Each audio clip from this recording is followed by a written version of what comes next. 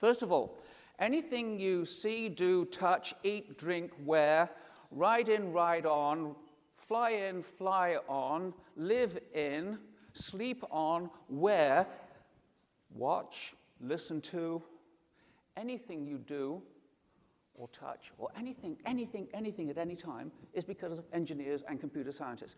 Occasionally a few other people come into the mix as well, but basically we're associated with absolutely everything. Okay, here's a typical view of engineers doing engineering things. Oh, and by the way, I've got to point out to you, before I put on to the next slide, we don't have enough women who want to go into engineering and computing. Now, my wife's an engineer, my mother's an engineer, and my daughter's an engineer. My wife and I both met when we were doing electronic engineering at Manchester, and there have been times when she's been earning twice as much as I do. She allows me to spend the money too, so that's perfectly okay with me, right?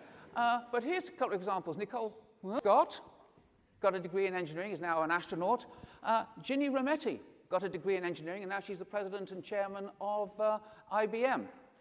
Not bad, huh? So there's no reason why women shouldn't get involved with doing this type of thing. Yeah, you know, space rockets, we do that. Aeroplanes, yes, we do that.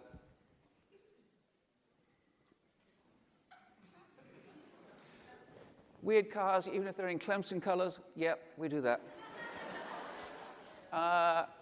Big buildings and stuff like that in cities, yeah, we do that. Dams, you know, for irrigation, water supplies, hydroelectric power, drinking supplies, and things, yeah, we do that. Bridges, we do that. This is a server room in Google and things like this, yeah, we do that. Silicon chips, microprocessors, and stuff like that, yeah, we do that. Cybersecurity, now that's a good one. I moved to Columbia from Austin, Texas 4 years ago, and I was visited by the FBI, which is always an interesting experience. They always tend to wear khaki pants and white shirts and have this sort of gun strapped to gives the game away. Anyway, they came to me, and we live in the building just down the street in Swearingen, and they said, Tony, do you realize that this building is currently subject to state-sponsored cyber attack? Yes, our building was being attacked by people in China to try and work out what we're doing. So it's very ubiquitous. That's an interesting area for us to be able to play around with. Telecommunications, space communications, yeah, we do that. Even the medical stuff, there's a CAT scan machine. What wonders that has done for medical diagnostics and things, that was designed by an engineer who actually didn't have a degree. And it was the first time and only time so far that an engineer has won a Nobel Prize. And by the way, here's a picture of the very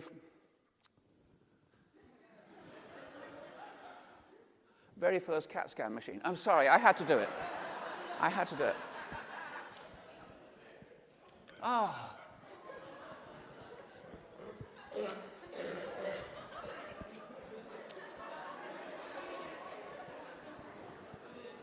Just guys, we're using up my 12 minutes here. Right, now then, okay, so we do all that sort of stuff and more, and even more high-tech stuff, things and stealth bombers and blah, blah, blah, blah, blah, GPS, blah, blah, blah. We do all that sort of stuff. But the other thing about what we do as engineers and computer scientists is that we work out how to take this high-tech stuff and mass produce it so that we can produce it at very, very low cost, okay? And that way, because of doing that, we can make a tremendous difference to people's lives. And I don't mean necessarily just us in this room, but I mean absolutely worldwide. Yeah, look at these people here, right? People still live in those conditions around the world.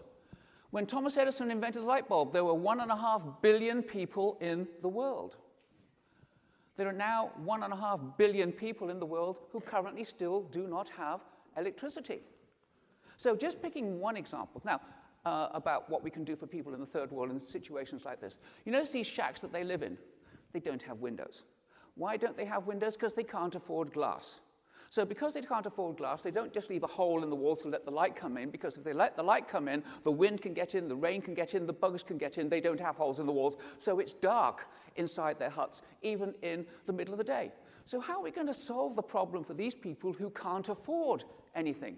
So you may have seen this on the news once before. Somebody came up with this bright idea about using soda bottles, taking the label off them, obviously, filling them with water, putting a few drops of bleach in, because you know when you put water in one of these things and just leave it, all that nasty stuff grows inside it, you know, and bleh, green. No, don't want that to happen. and make a hole in the roof, and the sun shines on the top of it, and then what happens? You end up with the equivalent of a 60-watt light bulb inside the hut. So we're providing light for them using interesting forms of technology rather than using way-out technology and providing electricity, which costs an awful lot of money to make and pipe to them. We can do things like this. And by the way, also we have societies like Engineers Without Borders, which when you go to college, you can join, and you can go to Kenya or Africa or Central America and get involved with projects like this and bring real quality of life to people in those areas, including we do things like piping fresh water to them where they've never had running water before. So you can get involved with these things and make a real difference. Cell phones. Here's another one. This is the guy who invented the first cell phone. That is the world's first cell phone. I'm old enough, unfortunately, to be able to remember when these things first came out. You could actually go out and buy one of those. It was called a brick. It's actually bigger than a brick. It was actually heavier than a brick. It was a brick, okay? But now what we have is these things, yes? Now, in actual fact, I'm sorry, I've got one too. I'm a gadget freak. I'm an electronic engineer, basically. It's ridiculous. It's got 4 microprocessors in it. It's got 32 gigabytes of memory in it. It's got a massive colored screen on it to make a phone call. Well, no, we know that we also use it for other things like playing videos. You don't need 4 microprocessors for playing a video. You don't need 32 gigabytes, I'm sorry, to play a video. You don't.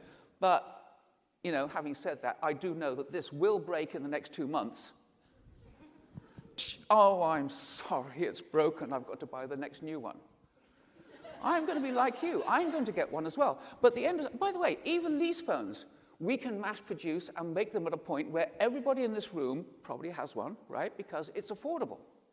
Now then, what happens to all of those cell phones? Thank you. There were cell phones at a time which were designed to only make phone calls. Those are some of them. We can afford to just throw those away. By the way, you can still go to Kroger's and push your trolley around, get a gallon of milk and also a cell phone. It's going to be one of those. And those cell phones will cost probably no more than a gallon of milk.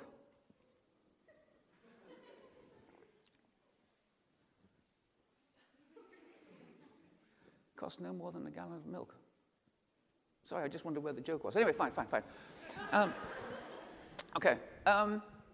So because we can get them down at that sort of price, we can almost give them away to people in the third world where they got no form of mass communications or electricity or power. So, thank you. Here's an example of someone using one in Africa. They had a scheme whereby they would give someone in the village, one person in the village, a loan of $5 so they could buy a cell phone, because they only cost $5. And then if you wanted to make a phone call, you would go to this person, pay them a fee to use that phone call. That person who owned the cell phone has doubled their yearly income. The other side of it is, like in this particular case, this person's family, their whole income might be represented by this one cow.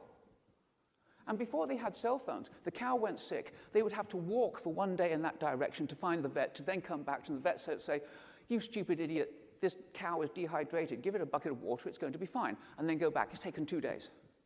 Now, with access to cell phone technology, they can make a quick phone call, probably thirsty, give it a bucket of water. If that doesn't fix it, I'll come out and see you. Fixed in 5 minutes, right?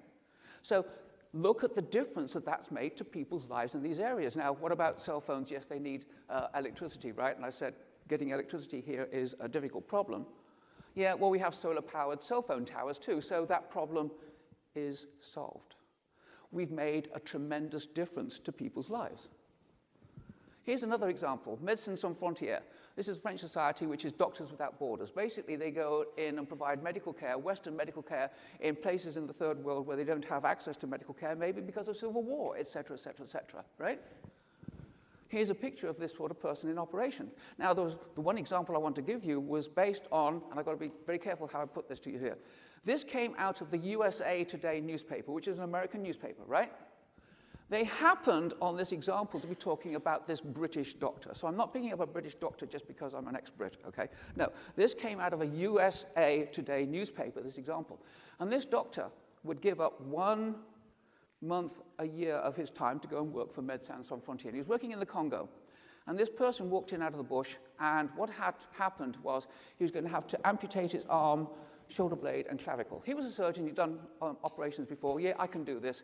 Then he found out there was only 1 pint of blood left in the hospital, and he thought, oops, okay, fine, I can do this, but I'm going to need more than 1 pint of blood. I'll need to get in touch with my colleague who's done this sort of operation before to find out how to do it properly. So he texted him on his ordinary cell phone, but his colleagues at Guy Hospital in London was on vacation in Tenerife, and cell phones automatically redirect the call. And so they were texting each other from the beach in Tenerife with margaritas and things like this into the bush in the Congo and working out how to do the operation to save this person's life. So that's another example about how these technologies are making a real tremendous difference to people's lives. Here's another example. This is 1 laptop per child. These laptops were produced for third world organizations. These were being sold for less than $100. And here they are being used in a classroom in Central Africa with solar power and things like this. But remember, see those antennas on those things, because we know that if we can give them access to the internet, cell phones, access to the internet, gives them access to Google, gives them access to knowledge, gives them access to education. So again, we're improving people's lives in that particular way. So we talked about the technology side, but there are non-technological aspects to engineering and computing as well, which I find rather weird, but it's interesting. So it's more than just engineering and computer science.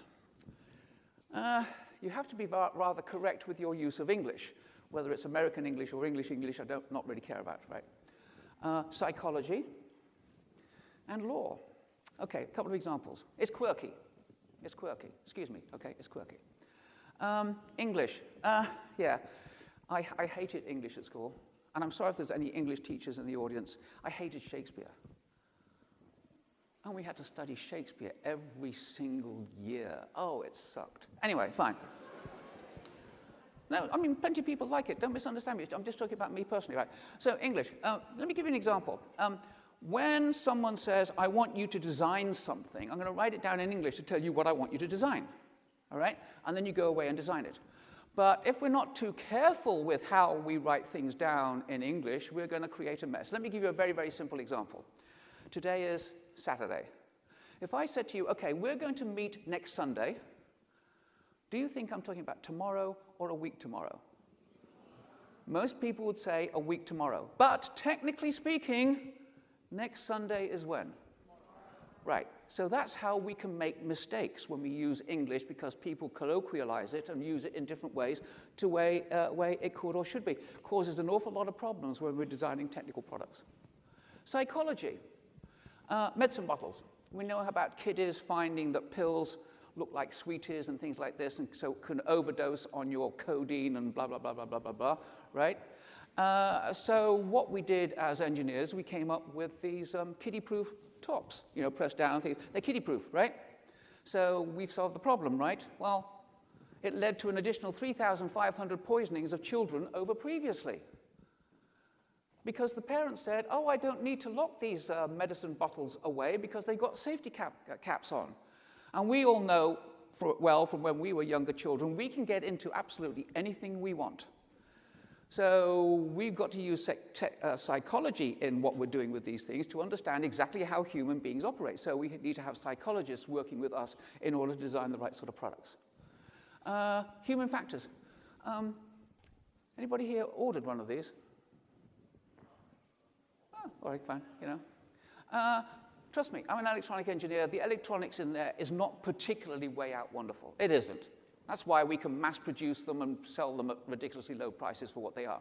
But in actual fact, what's make them saleable is the human factors, the psychology of how human beings like to interact with technology and the user interface, the human-computer interface. So we have to have English majors associated with engineering. We have to have psychology majors associated with engineering. Law. I don't mean things like patent, whatever, but we have to realize, and we keep forgetting, that an awful lot of the people that buy our products are stupid. And it gets to the stage where you design something and it makes absolute sense to you and to the majority of people around you, but then something happens and somebody does something stupid, And so the only way of dealing with it is by putting warning labels on your products. And these are, I've got 2 examples of real warning labels. Remove the child before folding. I'm not joking. I am not joking. These are real examples based upon real products. And then you'll find these things, remove child before folding, because presumably someone has, and sued the company and won. Iron for ironing your clothes. Never iron clothes while they are being worn.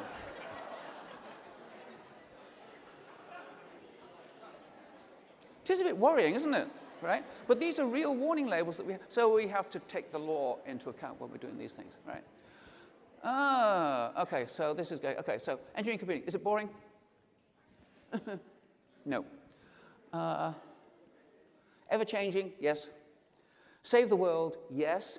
But, you know, there's one other thing that I haven't told you. The real crucial point is, if you study engineering and/or computer science at college level, you'll have the highest starting salary of anybody else that graduates from college with you. Which means